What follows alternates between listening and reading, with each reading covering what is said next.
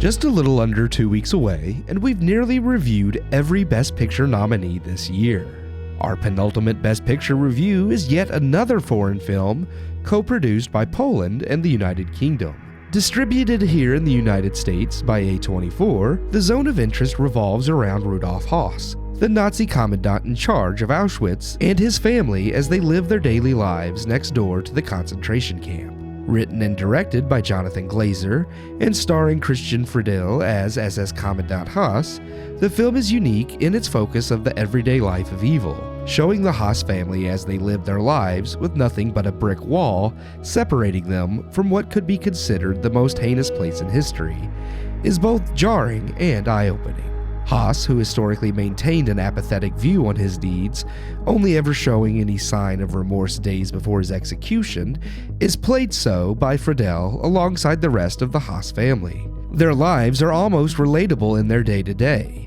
It is only in moments of what to them are no more than small talk that the audience sees the evil, whether it be distributing Jewish clothing that once belonged to the dead, pondering whether an old Jewish neighbor might be in the camp next door, or the businesslike manner in which Commandant Höss lays out the blueprints for cremation chambers, highlighting the brilliance and ingenuity that went into their design and the equal amounts of evil that also went into them as well. These examples and the film's attention to detail concerning the Höss family's day-to-day is where the movie is most effective, when it shows something almost relatable but makes you stop to realize that in these relatable scenes, a greater evil is being perpetrated. The film's themes and what the movie highlights is as thought-provoking as it is stomach-churning. Sadly though, while I felt Zone of Interest starts strong, it loses impact before it ends. While the attention to detail in the day-to-day affairs helps to really juxtapose and highlight the evil at root in these historic figures, Glazer's focus on these details becomes myopic, failing to add a greater scope to the overall movie.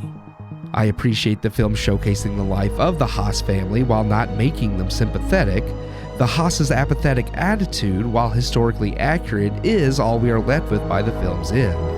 And I don't mean that I was left apathetic to what happened by this film's end, but that these characters have no arc, growth, or change. This is historically accurate, and I don't suggest changing that, but there is also no narrative story either, leaving only random moments scattered throughout the film to juxtapose the average versus evil.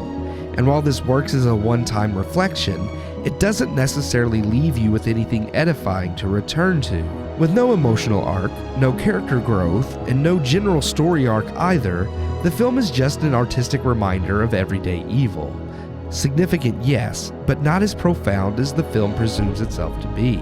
I give The Zone of Interest 3 out of 4 stars.